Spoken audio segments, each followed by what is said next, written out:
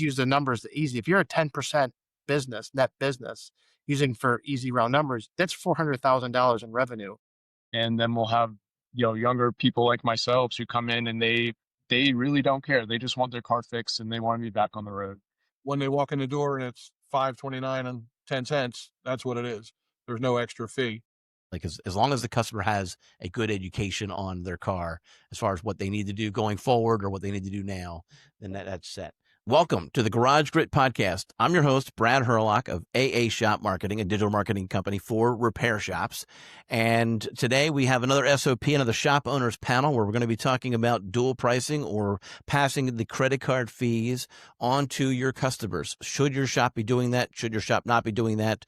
We've got a handful of different perspectives, and hopefully we'll have a fun discussion on how we're doing it, our experiences with it, and so on. But here, before we get into that, let's actually remind you that there is a Facebook group, the Garage Grit community on Facebook. And if you're a shop owner or a manager, you can jump into that. We'll gladly add you to it. And the goal for that is to continue these conversations. And so if you have questions about something that you heard, then maybe the community can jump back and find you an answer for you. So that's the plan for that. So please hop out and check that out. Just as another heads up, if you are trying to grow your shop, if you're trying to improve your shop, then this is a good podcast for you to be tuning in. This is not just this episode, but definitely this episode, but also all the other episodes, our entire library. We're trying to help as many shops as possible. But if you're just trying to maintain, if your attitude is, I've got plenty of customers, I don't need any more, and you're just kind of, going along, then don't waste your time. You don't need to be listening to this. Go listen to some music or something. But if you're trying to improve, then this is the right spot, and I'm glad you're here. Keep listening. Without any further delay, let's introduce the guests that we have on our SOP, our shop owners panel. And so let's start with Lou. Why don't you tell us a little bit about yourself and your shop and where you're at? Sure. My name's Lou Cannata, second generation owner of my family business, Lou's Car Care and Fleet Services. We've been in business for our 49th year in business this past June. Our footprint, as you asked, currently in about another month, I'll have 16 bays with our expansion that came up. My facility in total is roughly around 27,000 square feet. I have also a collision center that I lease to an uncle that runs that business. We were in that business for a number of years. I have a passion for this business. I love the business. I love helping people, and I'm again grateful to be on your podcast today. Well, I'm glad you're here too. And I've got a whole list of questions that made me curious about that. And we're going to have to talk about that maybe at another time. But just out of curiosity, did you say that you're growing to 16 bays, 16 lifts? It just added 3 more on the heavy side. So I built a facility that they will house. I have a 30,000 pound drive on, a 20,000 pound 2-post. And I have a flat bay for now that we'll use to give us more capacity. We went into fleet repair just about a year, really focusing on growth. I'm not in a metropolis where I live, so the strategy we took was to go and get it, and that's through fleet repair. Okay, interesting. Now, did you have any pushback from the local municipality when you tried to add on?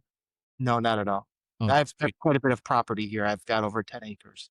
Okay. On my site, so we've added about another half acre of parking as well in this expansion we're doing now. So I've heard so many stories where shop owners are having that kind of pushback when they try to expand, even if it's their own property. And I only mention that because the next SOP in October of 2025 that's scheduled is talking about dealing with the local municipality. And so I find it interesting. Well, it's great that you didn't have the issue, but I find it interesting that you brought it up because it is a common issue where they butt heads against and try to work out those details. So just a quick plug for the next SOP.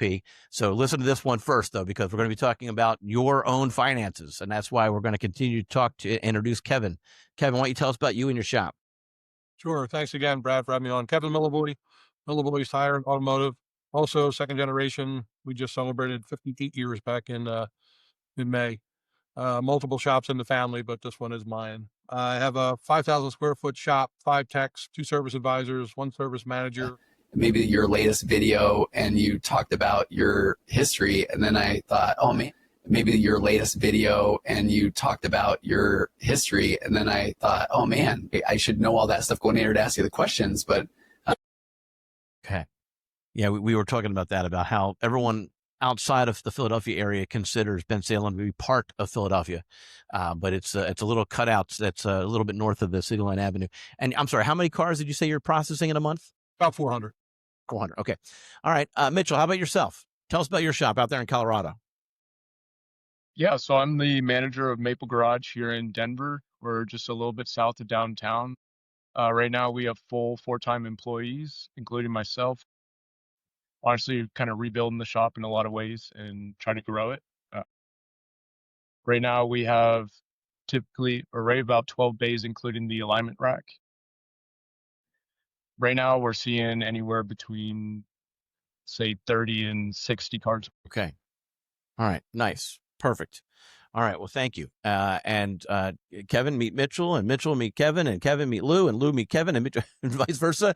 And so we're going to kick off this conversation by just by asking real quick each of you whether or not you are passing credit. I mean, we're assuming that everyone's taking credit cards, of course. And is that the only payment that you're taking? Or do you also take ACH? Or do you also take Venmo? Or do you also take other payment forms?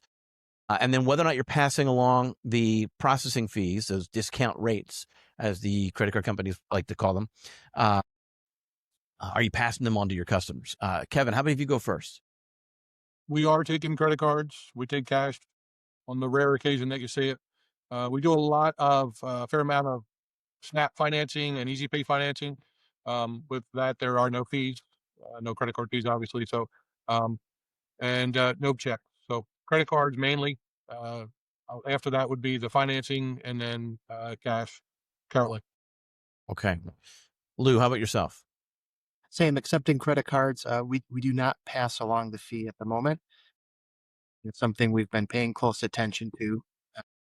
And cash, check very limited. We take check again from really long-standing customers. Probably, credit cards probably represent a good 80 to 85% of our payment revenue. Okay. All right. Mitchell, how about you? Yeah, similar to Lou, we do a lot of credit card payments. That's our majority of what we see. We do not do checks or any SNAP financing. So typically it's either cash or credit card. Okay. And are you passing the fee for the credit card onto the customer? Yes. Okay. Are you giving them the option to pay another means, maybe another means electronically, like Venmo? Not at the moment. Right now, if the customer wants to pay cash, then we'll pull off the credit card fee. Okay.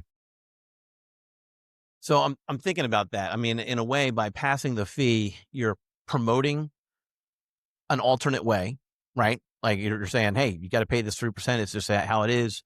Or you could pay cash and then you can avoid it. How often are people reaching into their wallet and pulling out cash? A lot of the times it's our long-term customers that are paying cash. I would say it's roughly 5 to 8% of our customers. So it's really a small percentage. Pretty small. Pretty small. All right. I'm just wondering, I was talking to somebody about this about a month ago, and we kind of pointed out, he was like, where I'm at in this city, I don't know that I want to be known for having a lot of cash. It was a pretty obvious security issue. And he's like, the walk down the street to my bank. So that's interesting. I know that a lot of times it comes down to the average repair order.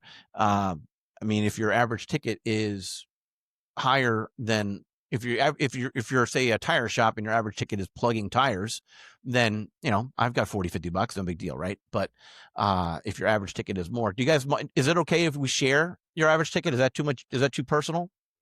No, fine by me. All right. So who wants to go first? My average ticket's around $550. Okay. Mine is $650. Okay. Say ours is closer to $450. Okay. And a lot of that is is market requirements, right? So those aren't comparable numbers just straight up to each other. You have to pay attention to, what your competition's doing in your town. I know that there are some coaching programs where they're like, let's get the ARO up, up, up, up. And there's some value to making sure that you have the correct ARO for your shop and your market. There's definitely value there. And increasing it has value. Obviously, there's more money in your pocket potentially. But it all comes down to taking care of the customer, in my opinion, right? Like as long as the customer has a good education on their car as far as what they need to do going forward or what they need to do now, then that's set. Okay. So Mitchell, how long have you guys been doing it this way, passing the fee on? The previous manager was here for about 7 years, and I pretty recently assumed this position more at the beginning of the year, and I haven't changed anything as far as like credit card processing fees. I basically just implemented what was in place previously. All right. So do your customers push back? How often are customers like, what is this fee? Is it just the new customers? It's pretty infrequent that customers are, asking us about the fees. A lot of times, like we have basically a shop fee and then a hazmat fee, and the shop fee covers basically it builds into the cost as far as our credit card fees. But then our hazmat fees covering, any oil disposal, tire disposal, that type of deal. Well, that's interesting. So that, if I understand you right, did you say that your the discount rate fee, the credit card fee is included in the shop fee, or is it a separate line item? Correct. It is not a separate line item. It is included in the fee. Okay.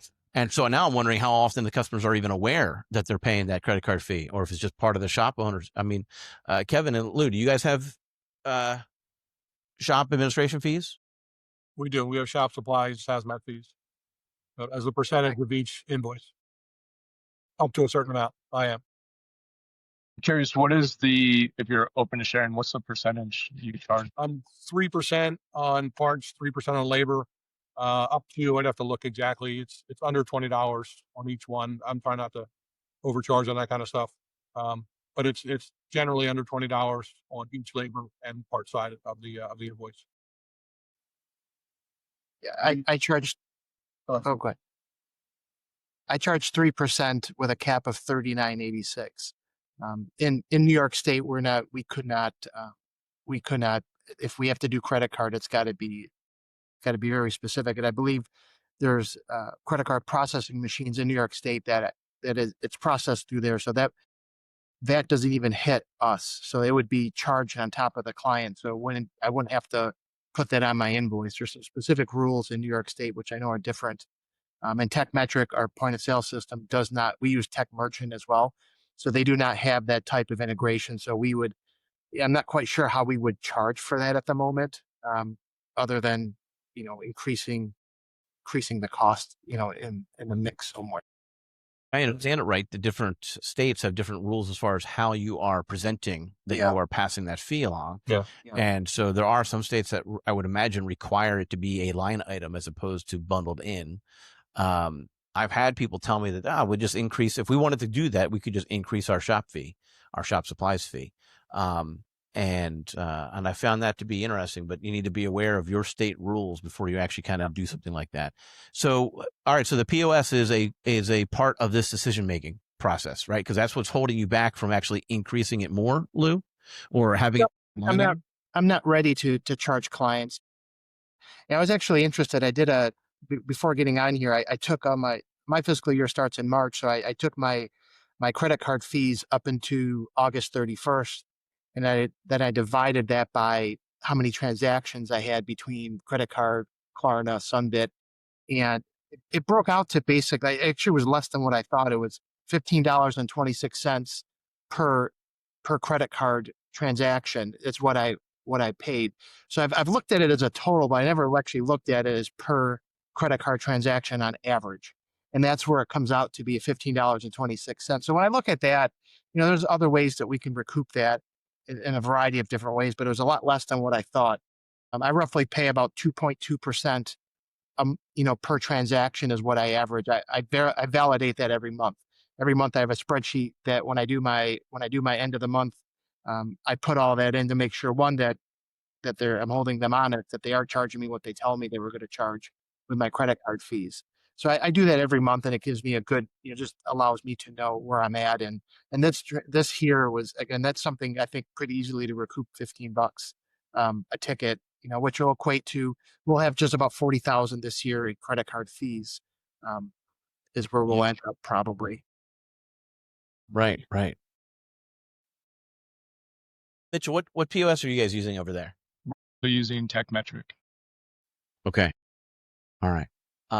And what did you say your shop supply fees percentage is? We're at 5% on parts and 5%. labor. Okay. Yeah. So there's definitely a larger amount. Oh, parts and labor.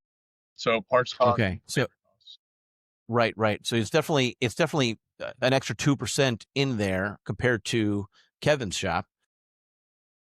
Okay. But it's not anywhere listed on there, or do you have it listed inside the description of the shop supplies is what's included? Like, what does that look like on the invoice for all of you guys? Just ask each other and talk to each other about this, but what does it look like? What is TechMetric spitting out for shop supplies? Is that all it is? Shop supplies, X%, or does it kind of give a description of what's included in that? You can set it up differently, how you want it to come out on the invoice. Whether you want fees on there, shop supplies, or just add it into a total. So we try not to put that on there, so we just add it as a total. But I'm in Pennsylvania, and we can do that. I don't know about the other states. What do you have going on over there? Yeah, so we call it fluids and hardware. Shop supplies are not allowed in New York State, so it's a separate labor line. It's called RO fees when you look at our ticket, and it says fluids and hardware, and then it's either capped out at $39.75 or 3% of parts and labor of the ticket. Okay. All right. And Mitchell, how are you actually spelling it out? It's just listed on the invoice as total fees. Okay. All right. And Kevin, have you ever considered trying to pass on the fee? How did you land where you landed? You're pretty much against it. I could kind of got that vibe. Yeah, just talking to customers and then my own feeling when I'm buying things. I've always said this business is kind of the bitch business. Nobody prepares for a water pump. But when they walk in your door and their water pump's leaking, you got to put a new one on. They're already incurring the cost, the aggravation of being without their car. They have to go do whatever they have to do to manage that day. And now you're hitting them with a fee on top of it. I just feel like you're adding insult to injury. So I don't want to nickel and dime a customer. We give them a price up front, exactly what it's going to cost. And those fees are included in there. Not my credit card fees, but my hazmat and my shop supplies fees. So when they walk in the door and it's $5.29.10, that's what it is.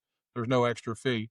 So I didn't want to, and based on my own experience too, if I've been to a restaurant or whatever, wherever, and somebody wants to hit me with a fee at the end of it, I just kind of feel like, I don't know, I don't feel great about that experience. And when they walk out of our shop, the last thing they want to think about is the extra $2.50 we charge them on top of what they already paid for a credit card fee.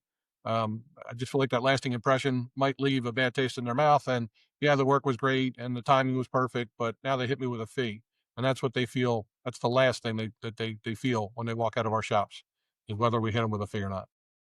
Now, dual pricing is allowed in all 50 states, but in Pennsylvania, it's kind of I don't know if it's more common, but it seemed to be when I looked up different things that it was a little bit more common. I kind of want to ask you, based on what you were just talking about, as far as I can appreciate where you're coming from as far as that customer, right? Having that feeling. Now let's rethink it.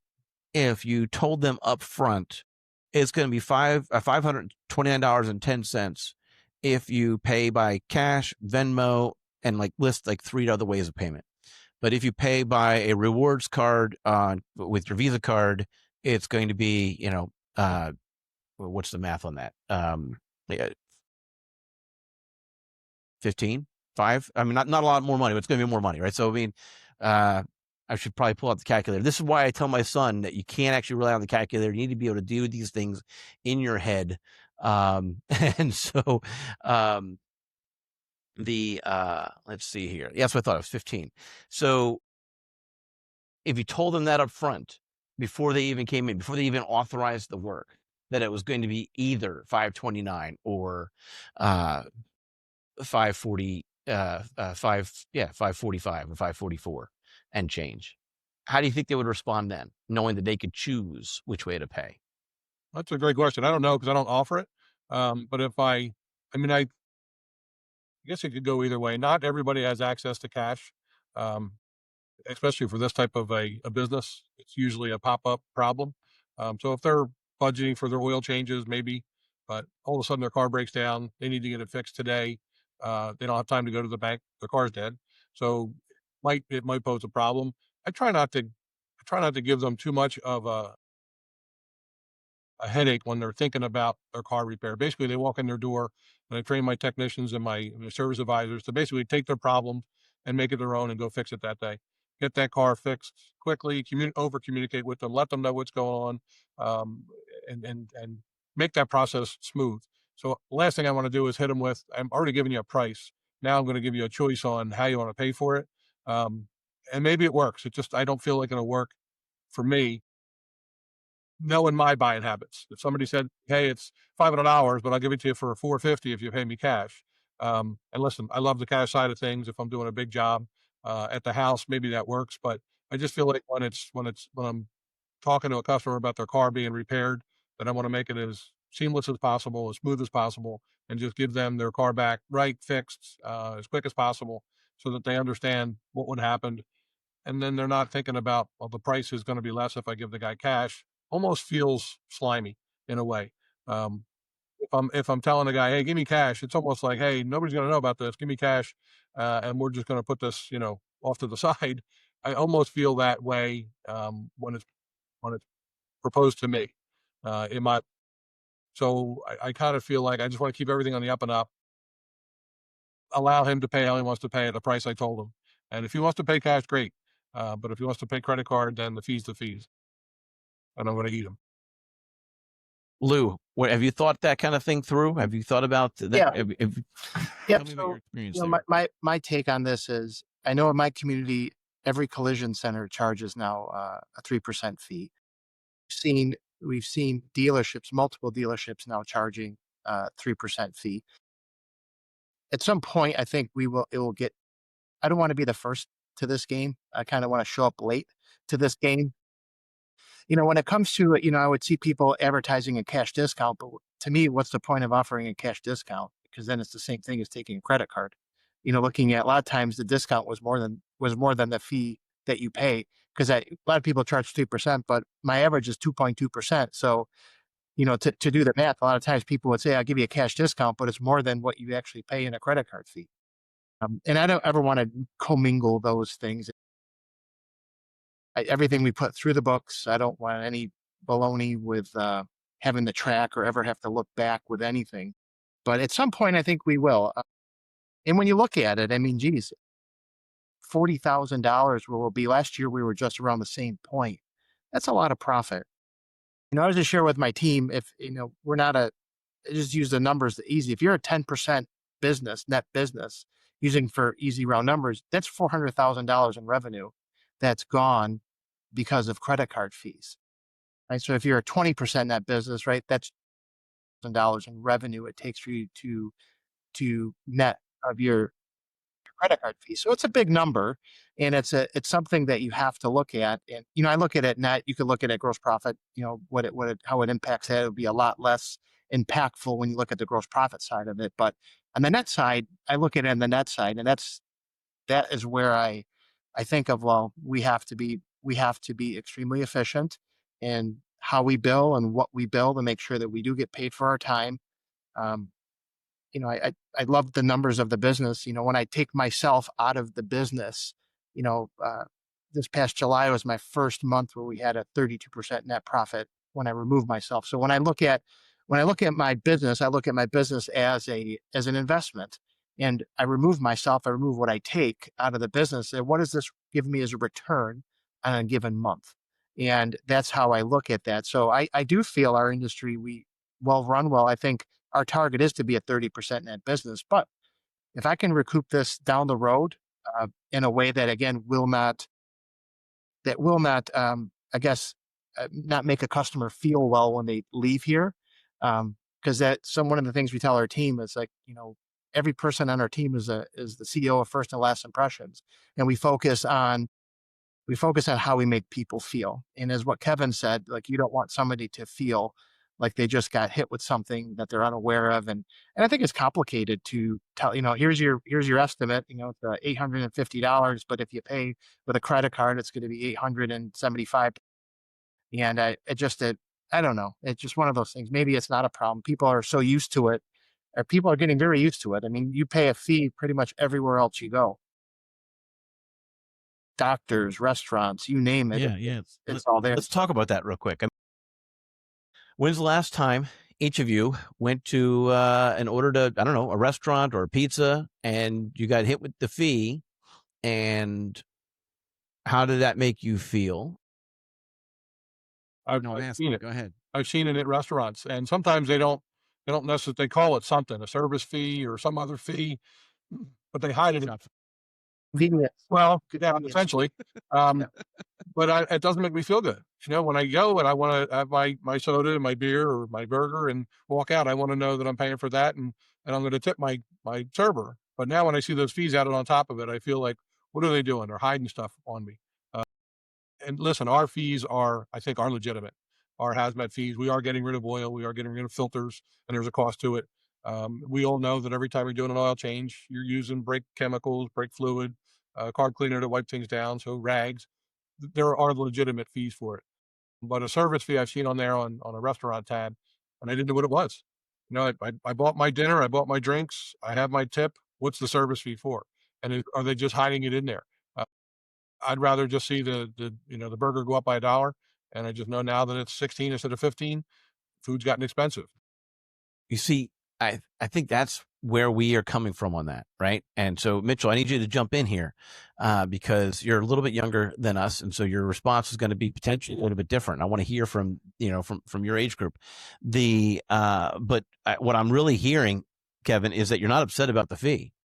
You're upset about the oops, there it is. Yeah. I mean, you're not upset about the $16 burger. Actually, you should be upset about the $16 burger. Like, where are you getting your burgers then? $16. They're expensive. So anyway, they must be good. But so in all seriousness, though, I mean, it's more about the surprise, there it is at the end, right? So that's kind of the frustration for us. Mitchell, what are your thoughts on that? How do you care? Why? It's kind of interesting. I've noticed a big difference between like age of customers. Like, we have a older clientele of customers, and a lot of times they're the clientele who are paying cash. And then we'll have, younger people like myself who come in and they really don't care. They just want their car fixed and they want to be back on the road. And they're not opposed to the fees. It doesn't seem to affect them. From what I've seen, how often do they know the price how often you told them the price before they got into the shop to get their car back? As far as the fees go? No, as far as Kevin mentioned the water pump. I'm getting a water pump replaced in my Jeep at your shop. You realize that it's an issue. You're going to call me and tell me how much it's going to be before I get there, or you're just going to replace it and then I get there and then I pay it. No, we send an estimate, and they have to estimate. And on that estimate are the fees included? Correct. That's right. So again, I'm starting to hear from everybody that it's not so much passing the fees; it's a matter of how you communicate whether or not you're going to pass those fees. It's making sure that you're transparent in advance. And on that estimate, are you actually letting them know that there's a cash discount? No, it's not listed on the estimate as a cash discount. It's more like in person. It's really such a small percentage of our clientele that it's really the same people over and over that are paying cash. Give me some cash. I'll lower the price. Is that how it goes down? Not really. More is like, here, we'll pull off the 5% off. I think that's tricky too. When you start just with theft and is that really scalable to do stuff like that? And it would create something to where, for myself, that I would have to start thinking, it's almost like your guys are wheeling and dealing, the repair order, and there's so many ways to steal, but that makes something real easy when you start doing stuff like that. And It's interesting. You might need to monitor your service advisors.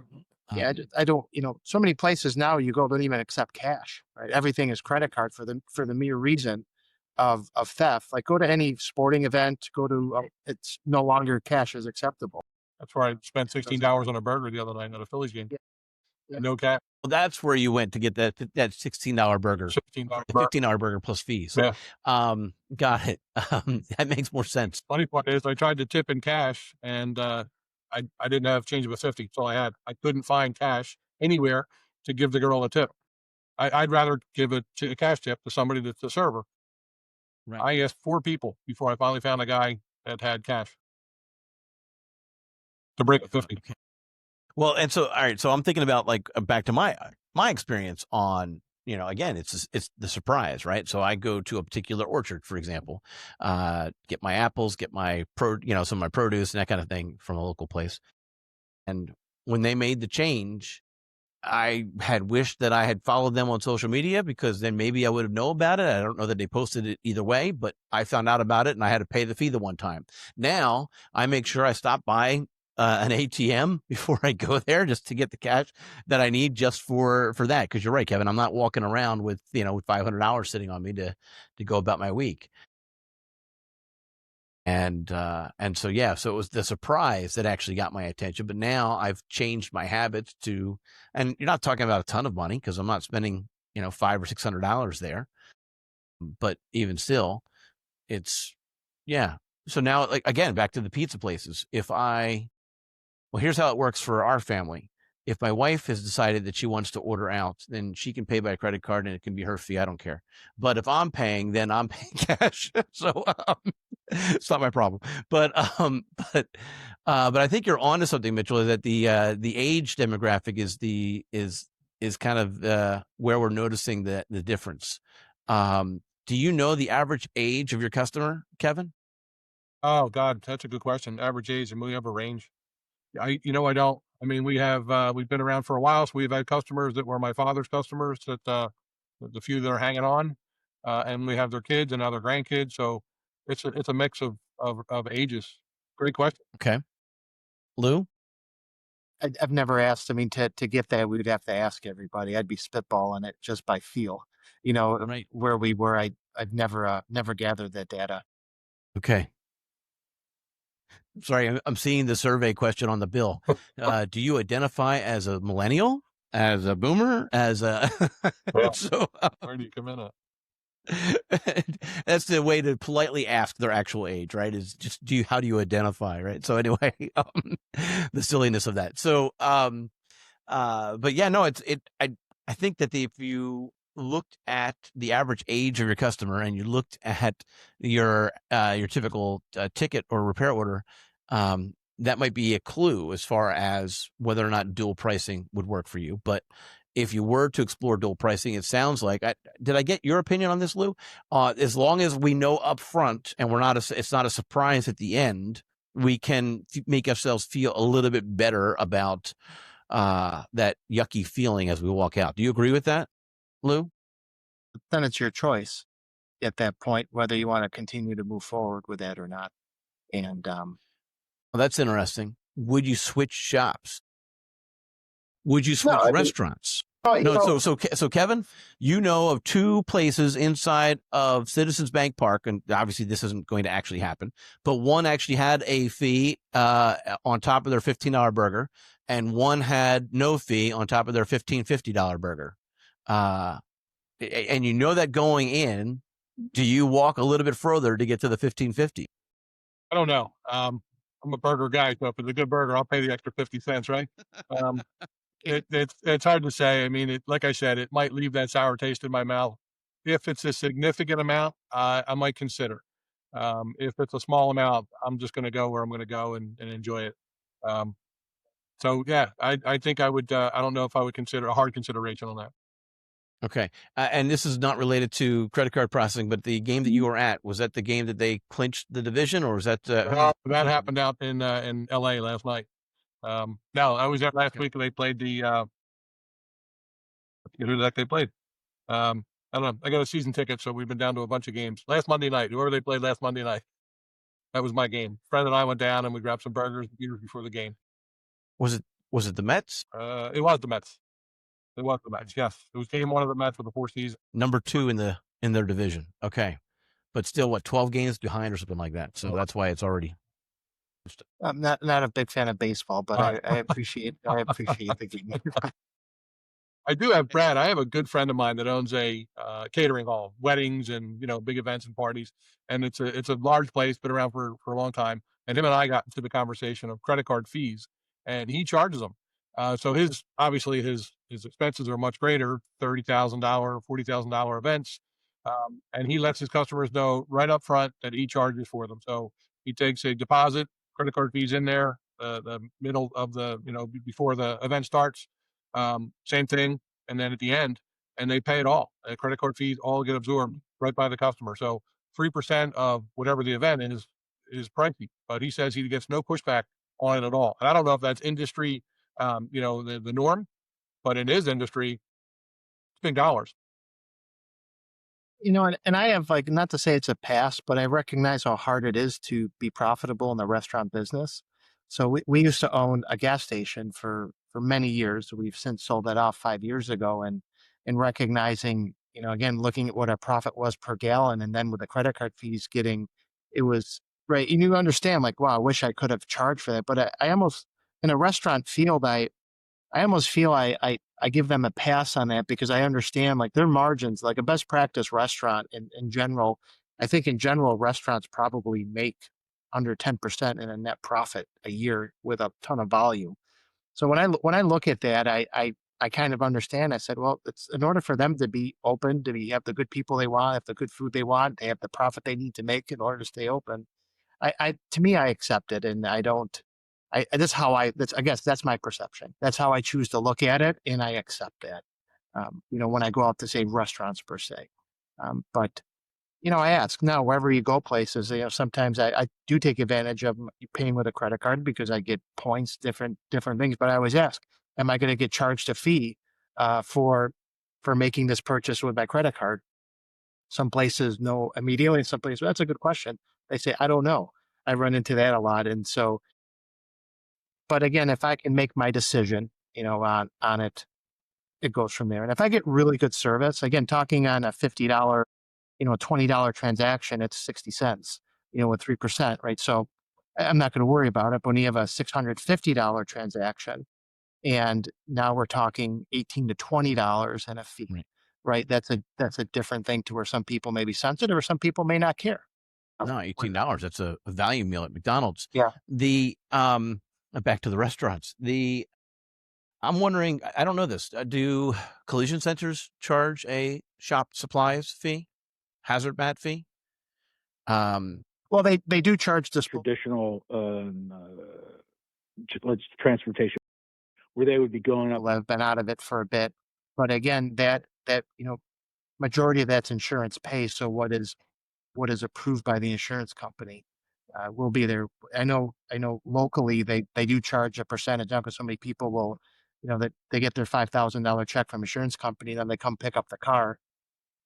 My uncle charges 3% in his collision center when they come to pick up the car and pay, whether it's a deductible, whatever it may be, if they do pay with a credit card. Right. Yeah. Okay. Here's something that I just made a couple of notes on it. But pre-COVID, during COVID, and after COVID, how people perceived a lot of fees. Of course, before COVID, I don't think anybody charged for credit card fees, not that I knew of. But once COVID, happened, it seemed like everybody was using their credit cards. It was all contactless payment, no cash, couldn't touch any of that. So credit cards became the norm. I know prior to COVID, I wouldn't put many things on credit cards. If I was out and it was a $50 bill, I'm paying $50 in cash, or small items on my credit card. I only wanted my credit card for the larger purchases. After COVID, or dog night at the ball game, you can't buy a dog with a dollar bill. You got to buy it with a credit card. So you go down and you're buying, $4 in hot dogs. I would never do that before, but it's become the norm. And I think the fees now are starting to become, so after COVID, all those fees that were there prior are still there. So people just got accustomed to them. So I think this is new. This credit card fees after the fact. We never spoke about that 10 years ago. It was just our cost, and it was the cost of doing business. Today, it's, well, if I can pass it on to the customer, I will. Some do, some don't. Like I agree with Lou. I don't want to be first to the game. I'll wait if we have to do it until everybody's doing it, and then I'll feel better about it. But don't want to upset the apple cart. Are you guys in touch with the competitors that are your immediate competitors? Do you know which ones are and aren't, and how many they are? Are any of them doing it? Independently, I don't. I just know dealership wise because they've notified Okay. the notifications, and I know collision centers is pretty customary in my area. I can speak for my family in the shops that they're in, the other family. They don't. Nobody charges that fee right now. Mitchell, are you the only shop in town that's charging this fee, or does everyone do it? I believe it's a common charge. The two other shops that I have experience with also charge credit card fees. Okay. And how far away were those? Probably about Miles, 2 miles? Oh, no, probably more like 20 miles. But this is also Denver, so there's a lot of shops concentrated within Denver, and then you have the suburbs where it's similar, just Right. a little bit more sparse as far as population. Okay. And are you how many times? I mean, Denver. Are people like right now flocking there to get snow tires put on, winter tires put on? Not yet. I would expect that probably end of this month into next month. Okay. All right. And are you storing those tires for them, or like when they swap them out, they take them, they take them home, put them on their deck? Correct. A lot of customers I've noticed are using actually tire storage, where they'll drop off their tires, for the year or 6 months that they're switching out their tires, and they store them. I'm not exactly sure where it is, if it's a storage yard, but a lot of customers use these tire storage facilities where they actually deliver the tires for the customer to our shop. So interesting. Our place has gotten so small that we don't have space for that. Okay, because I imagine they're paying that storage fee, and I wonder if they're also charging a credit card fee. And as far as if you do the math, I mean, don't pay the fee so that you get the rewards. You're upside down. Like the cost, the 3% is greater than the reward that you're getting. I mean, there's few exceptions to that, but but that's kind of like when I look at my own rewards, I'm like, well, that's you do the math and you're like, well, that doesn't make sense just to pay the fee to get the rewards. But maybe if you aren't as aware and you are a fleet manager and you're not actually connected to the bottom line, maybe you don't care as much. So Lou, can you speak to whether or not your fleet customers would care? Maybe they would just want the report. It just goes to the bottom line. The accounting handles that. Who cares? And I get the individual report, individual points. So did you follow what I'm saying there? I did. That's a tough question to ask. I think your smaller fleets that are independents, people that are money conscious and look at that it might rub them wrong. It may not. I've not ventured down that path, so I do not know. I'm going to say 50% of our fleets are through third party, through a variety of, Element, Enterprise, so you can't charge a credit card fee on those anyways. But I don't know. It just really depends the sensitivity of the person who's paying and what their rules are. Yeah. Are you far enough north to have to worry about swapping out the tires and with it? Yeah. We All right, get so about similar. 120 inches of snow a year in that range. That sounds nice. Well, don't you think, Kevin? Let's go north. Come on, let's go. A little bit of what we get here is enough for me. Yeah, nobody's switching their tires around here. Nobody. No, we're not. I mean, the reality is they don't know how to drive in it anyway, so probably shouldn't. So, yeah. All right. So I personally, I love to drive in the snow. I think it's a lot of fun. But I'm a little bit of an outsider in my own area. So is the average ticket smaller on tires? No, I think tires are expensive. I think you're, really going to be getting $600-800 easy on tires, not counting sales tax. And with tires, what's the margin look like? Are you now comparable to the restaurant margin? If you're primarily a tire shop, and is your margin smaller than a repair shop? That's what that's what I'm thinking, Kevin. Yeah. But Mitchell and Lou, you have experience with this now. I mean, are your margins? Is there more elasticity with tires up north because of the season change, or is the margin smaller as I'm expecting it to be? The margin is smaller than like service work on tires, just from my experience. So, and Lou, I was just thinking about what you were saying about how restaurants, the net profit margin, right, is so small. I'm wondering if someone is primarily a tire shop, if this is a no-brainer for them, that they need to be passing this along because of how small their margins are. Is that it? What are your thoughts on that? It could be. Tires represent roughly about 7% of our revenue, and it's not a huge percentage of our revenue, and Right. we average roughly 23 to 25% gross profit on our tires. So again, it's more than half. It's half of what we get in our normal parts, where our normal parts margin is, which is roughly about 54%. Okay. All right. Mitchell, what is your experience when it comes to that? You said that the margin is smaller. Yeah. Can you speak a little bit more about that? I would say we're pretty close to Lou, probably between 25 and 30%. Okay. So it's still more than the restaurant business. Oh, yeah.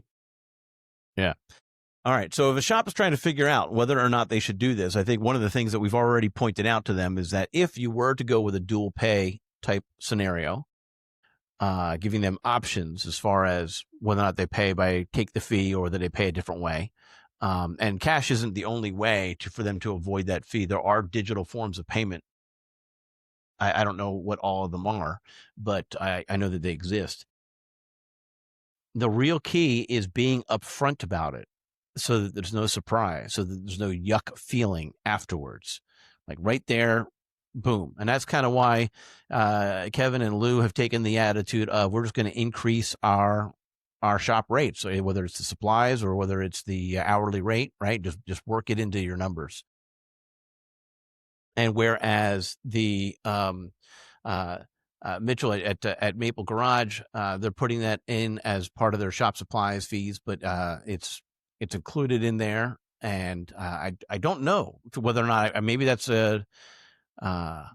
I don't know what the rules are in Colorado as far as how you're allowed to actually list that, but it is something that you need to be aware of as far as how you're listing it and what your state rules are, as Lou mentioned, and how they even relay the shop supplies. I think what other questions should these shop owners be asking of themselves before they determine whether or not they should do this? I think one thing to consider is what your shop rate is in comparison to your competitors. We tend to fall a little bit below our competitors. As far as our hourly rate, we're at $165 an hour. A lot of our competitors are closer to the $185 to $200 an hour rate. Oh, that's interesting. What about you, Lou? We rarely ever get asked what our shop labor rate is, but when I look at it, just understanding what the cost is right now and making sure that we can hit the profit numbers that we're looking to on our percentages. So like recognizing what this is. So again, this number right now that's calculated today of $15.26. So when we analyze what we're going to be doing next year with our labor rate increase, looking at what our targets are for gross profit percentage, parts margin, tire margin, and looking at shop supplies, we could figure this out by massaging a little bit between all four of those areas to rather than just say I'm going to increase my labor rate $5. Well, we can do a lot of different things, and through all different, through those four different avenues that we can definitely not absorb that, but we can do better than where we were last year. Understand? You have to know the number. I think it's important, and I think you got to know your community. I just came, a lot of people, and it was kind of drilled down my throat of having, a $2,000, $3,000 average estimate, and the stuff was being drilled down. I said, but you got to know your community. I recognized, people love coming to our facility, but when we were getting training and moving forward in that direction, I think we scared people. People loved our service, loved what we did, but they're afraid to bring the car here. And you just have to know your demographic. You got to know your community. You got to know what's there. So, we switch back to what we feel is right for our community. I think the same thing applies to credit card fees.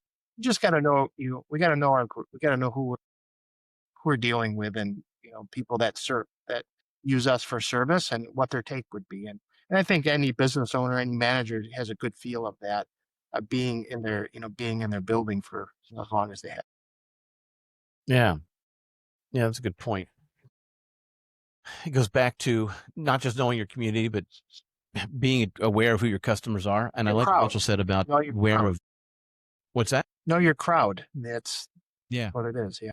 Yeah. But also know what your competitors are doing, because if you are at that 185 side in Denver, and then you're trying to add it on top of that, you're going to get more pushback than someone who's at 165 plus 3%. Like, that's still less than 185, right? So, yes.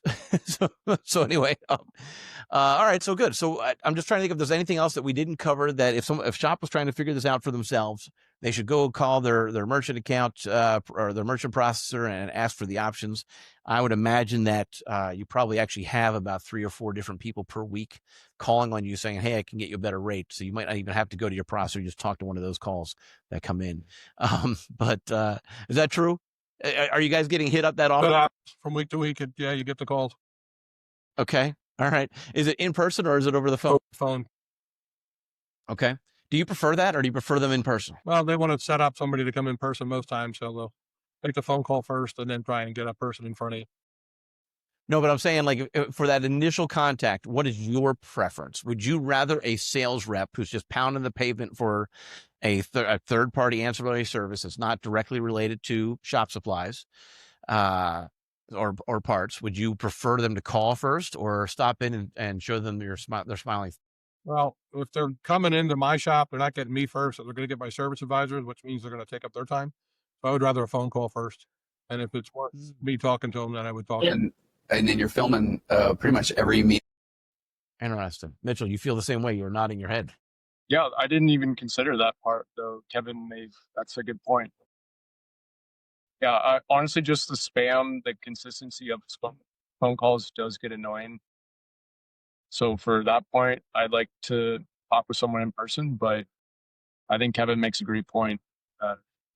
You don't want people up there who aren't paying customers. They're not marketing.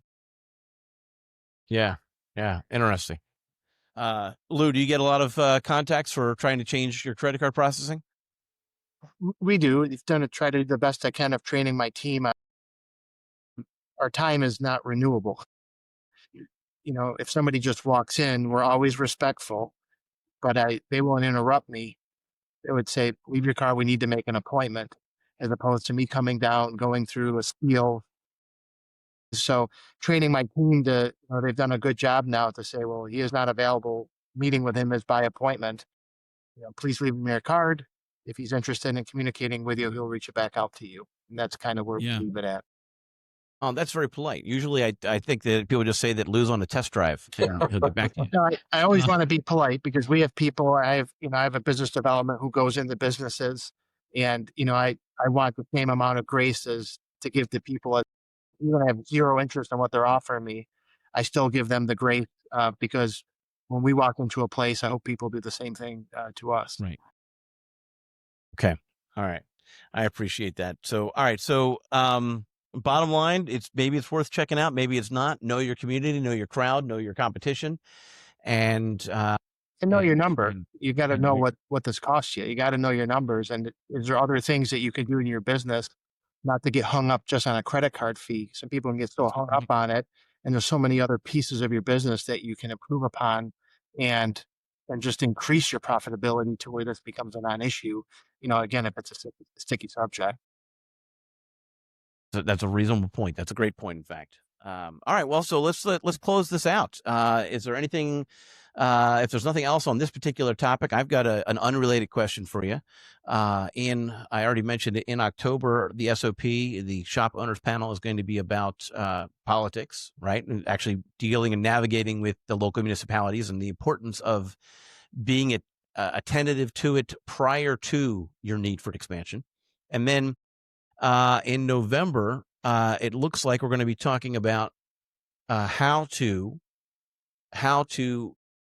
document your processes, how to actually document your process. If you are trying to have a book or a manual of how to do different things, where do you start? How do you actually get that process started? And to me, that topic still needs to be honed in a little bit more. I need to, because it's so broad. I mean, we could start in so many different areas.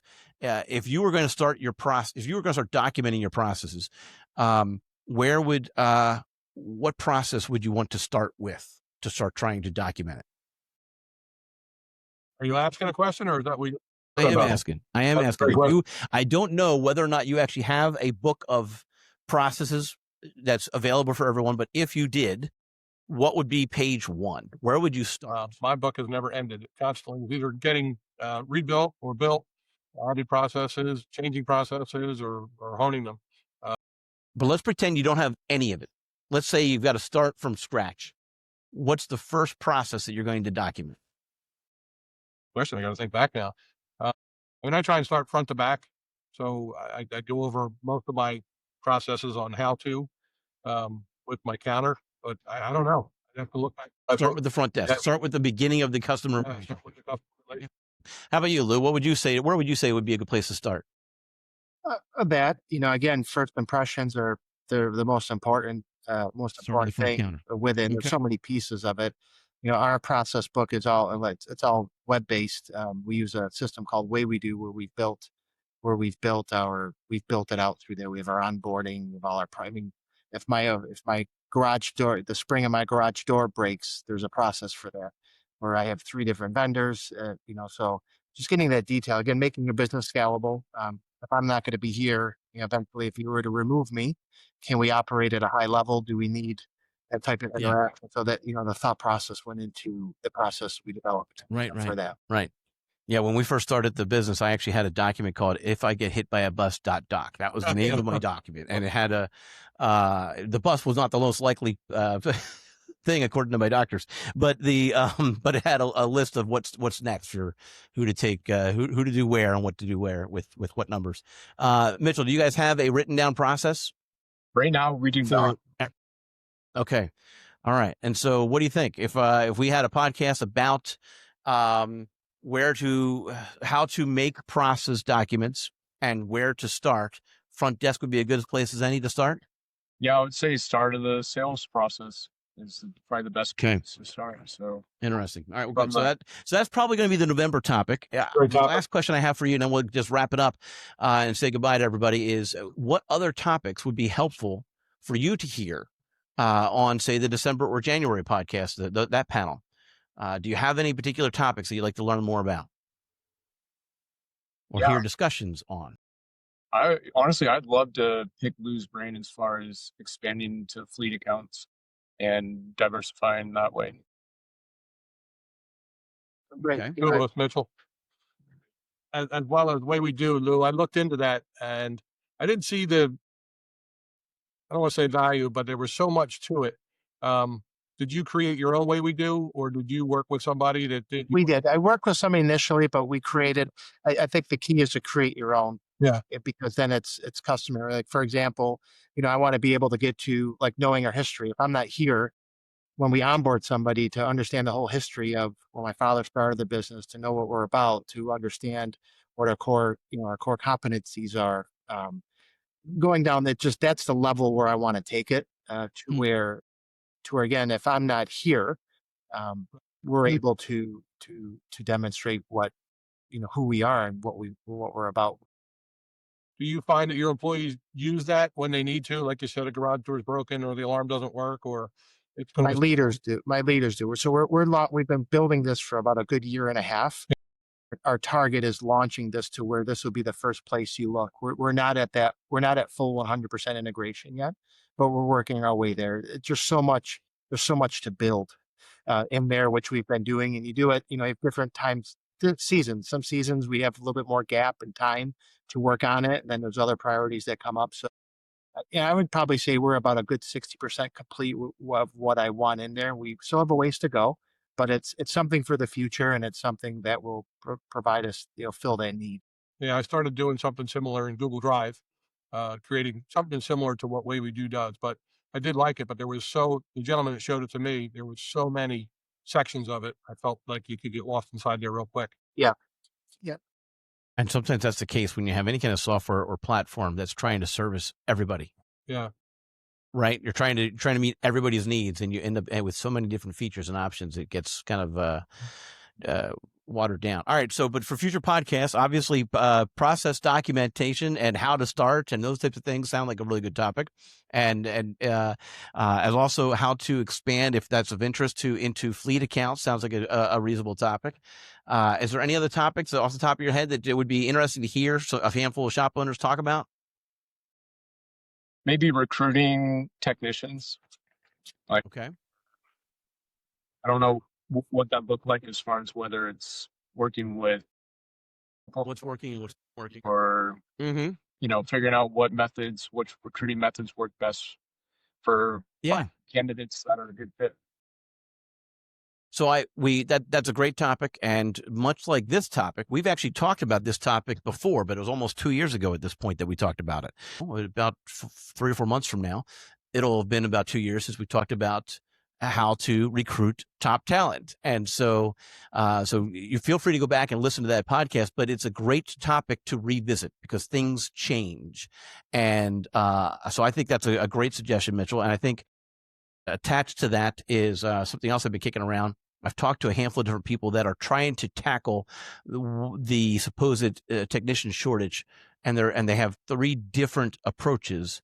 And I kind of want to bring them on. They're going beyond just helping in their shop, but trying to help the industry at large. And I kind of want to bring them on for a future podcast so they could tell their stories together as far as what they're doing. Because I think it'll take a lot of us to try to attract more young people into the trade. And so I think that's a worthy topic too. All right. So we've kind of chatted long enough about credit card processing, and specifically about whether or not to pass the credit card fees onto your shop. If you're trying to kick it around, it's worthwhile reaching out to somebody, maybe hear from a couple of different people, but definitely make sure that you've listened to this entire podcast. And if you have additional questions, you can jump into the Facebook group, the Garage Grit Facebook group and community and ask there. Stay tuned. We are dropping episodes every Tuesday right now. In the month of October of 2025, we might start dropping 2 episodes per week.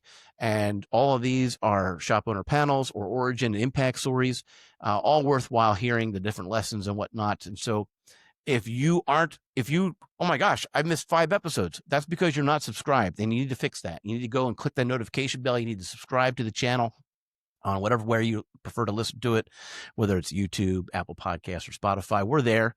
And thank you for paying attention to this episode of the Garage Grit Podcast. Mitchell, Kevin, and Lou, thank you for your time. I appreciate you. Thank you for being a part of it today.